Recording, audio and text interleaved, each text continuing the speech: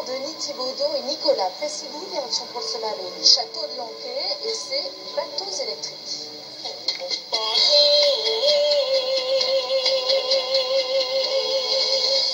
Bon d'accord, ils ne sont pas taillés pour la course au large, mais la flottille miniature du lac de Lanquet, située à plus de 200 km de l'océan, n'entend pas non plus rivaliser avec les meilleurs équipages transatlantiques. Plus modestement, son port, en eau très douce, offre un peu de rêve à ses apprentis matelots, loin des tempêtes et autres coups de tabac, un atout manifestement apprécié par les novices.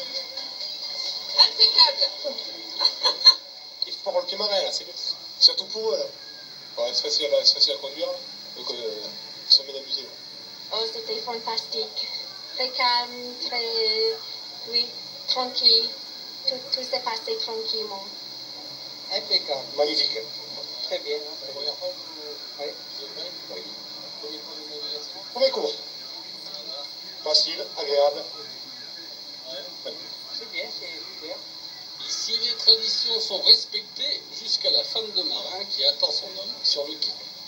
Moi, je suis bien que sur la terre ferme. Donc c'est pour ça, je préfère les laisser partir et moi, je suis là. Aux commandes de la capitainerie, une femme de caractère, à l'aise sur tout ce qui touche à l'élément liquide, et pour cause. Je suis native de Charente-Maritime et je rêvais depuis une quinzaine d'années de monter ce port, puisque je connais le fabricant. Et voilà, l'idée, le fait que la Dordogne m'a adopté, je suis venu installer un port de Lanquet. À ce train-là, le château de Lanquet va bientôt se prendre pour une forteresse navale.